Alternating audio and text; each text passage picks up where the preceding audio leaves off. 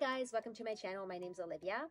So I had a colonoscopy done a couple months ago and thought it would be good to make a video about my experience with it, basically like the prep that I've done for it and then the aftermath after the colonoscopy. Since having a spinal cord injury makes things a little bit different than being able-bodied and getting it done, so thought I would just chat about it because I've discovered a lot of things in the process, and if you need to get something like that done, it could be something good to kind of know to make things go a little bit more smoothly. I'm also going to be pretty raw with the information that I'm going to be sharing, so if you're not comfortable with that, then I would skip this video. And talking about all bum and colonoscopy things, let's get started.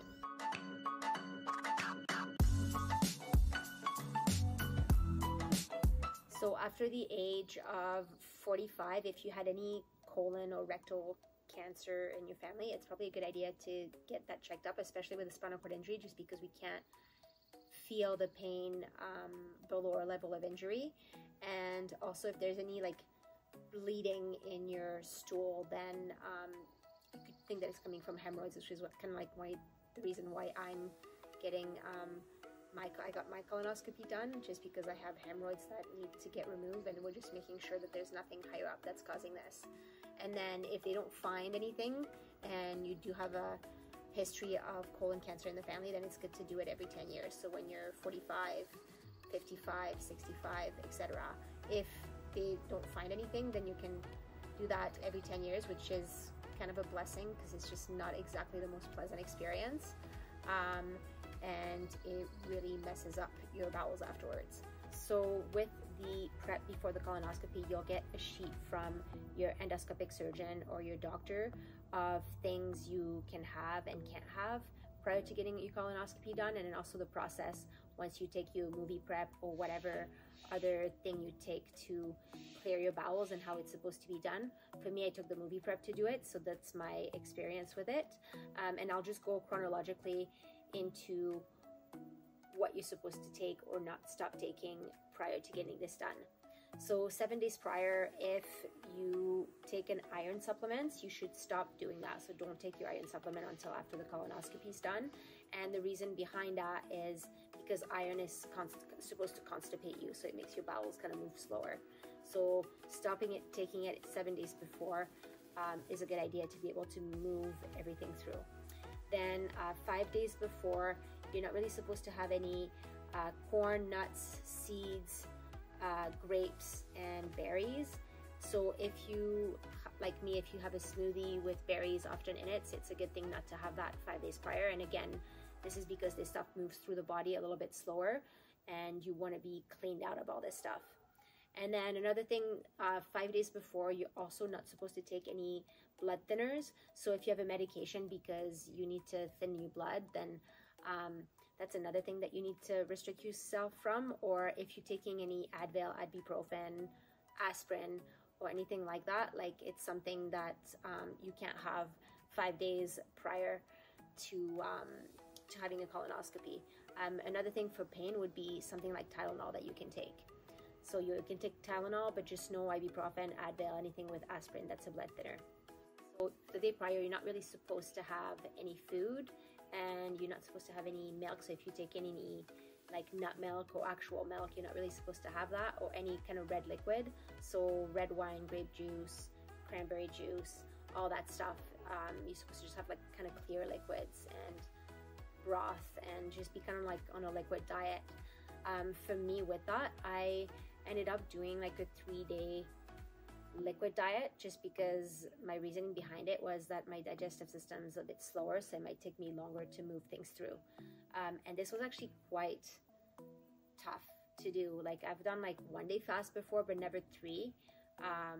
And find I was like really low in energy, and yeah, it was actually quite difficult to do. I was trying to like just chill during those days anyways, but just found my brain wasn't working as well as it should, just because of the lack of nutrient that you're actually getting to go to your brain.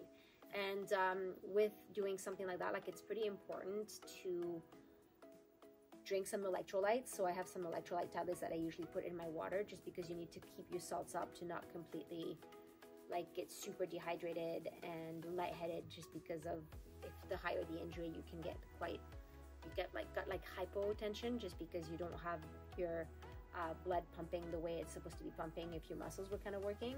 So yeah, I found that quite difficult. It was hard to do. And then the evening before you're supposed to get your colonoscopy done, then you take the solution or I took the MoviPrep, but there's some other ones that you can take out there, and you're supposed to take it with a liter of water that you're supposed to drink within 60 minutes. And the best way to get the better results is to drink progressively throughout the 60 minutes. So every 15 minutes have like 250 mils of water to kind of clean everything out. And then afterwards you can keep on, drinking water, drinking fluids, which will make things a little bit easier. So you would start that at 4 p.m., then wait 4 hours, and then do it again at 9 p.m. And the one at 9 p.m. is basically gonna clean out whatever is kind of like left in there. So you're doing the MoviPrep again with a liter of water that you drink within 60 minutes. And basically, this is not the most pleasant, but like I basically spent a good 8 hours on the toilet just because you would have to go to the bathroom every so often, and depending whether whether you're gonna have to poop or not, like I'm just gonna sit there, do my work, put a tray on my lap, and yeah, do my work, watch some kind of movie or something, and then just poop away. And yeah, again, not the best experience. Like you don't really want to spend 8 hours on the toilet, but this is what happened. And in the end, you basically just like literally peeing out of your bum. Sorry for being like graphic, but yeah, that's basically what happens. So after 9 p.m. it took about 4 hours for the first wave to go, and then the 9 p.m. it was another 4 hours. So I didn't go to bed till like 1 basically, and then going to bed ended up putting like a soaker pad on my bed, put a diaper on because I knew I'm probably gonna all I've been having is water, so I'm probably still gonna be peeing out of my bum, which is basically what happened. So yeah, finished my bowel routine-ish and ended up taking a shower, going to bed, putting a diaper on, obviously, just because if you don't want to have like a full-on accident, if you do have an accident, it's easier to clean up and take off the next morning to be able to do that. Put a soaker pad down, ended up sleeping in my bed, and then transferring the next morning, and yeah, sure enough, like my diaper was just full of liquid. So ended up taking my diaper off and jumping into the shower, and then getting back onto the toilet where I was just more liquid was coming out. So yeah, just super fun times. It was like a 10-hour shift, so like a full-on like work shift plus overtime on the toilet spent, which was just fantastic. But it's something that you got to do once in a while, and thank God for that. And then after my appointment was at 12, and I had to go to the city. I had to go to Vancouver, so it was an hour and a half. So once I was like all done with my bowel program, I ended up again like transferring, taking a shower, washing myself, transferring, putting a diaper on, and then got my dad to actually bring me to the hospital, just because I needed somebody to pick you up, because you can't just drive back after your colonoscopy. You need somebody to pick you up afterwards. And yeah, he ended up just bringing me there, and then when he did his thing in the city, and then I just stayed, got my colonoscopy done.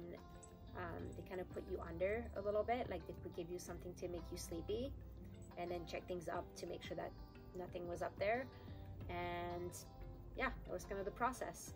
And also, you're not really supposed to have any liquids 6 hours prior to the procedure getting done. So for me, it was at 6 a.m. I just stopped drinking, so took my pills and everything that I had to take just before that. And then yeah, that was pretty much the process.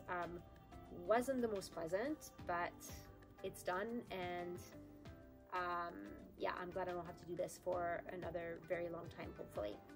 And then the aftermath. So after the colonoscopy was done, my bowels were all over the place for like a month and a half, and I was just like, what's going on? I'm like, is this gonna stay like this? Is something changed? Did this colonoscopy really mess things up? And then I was speaking with like my neurophysio about it, and he was just like, yeah, this happens a lot with people that have a spinal cord injury that do a colonoscopy. So for me, it took me about a month and a half for things to get like back into a routine, not get accidents, not spend like hours on the toilet afterwards. So yeah, my bowel program was just a little bit longer than what it usually takes afterwards. And sorry for being so like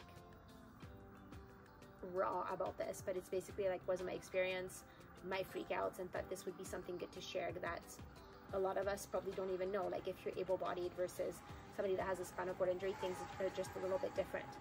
So yeah, I guess this was my experience with it. Would be interested to see if any of you have had a colonoscopy, what your experience was with it, whether you felt you had the same thing happen or whether it was completely different. And yeah, if you think anybody would benefit from something like this, please share it with them. And thanks for watching, guys, and we'll see you next time, hopefully on a better topic. Okay, have a great day. Bye.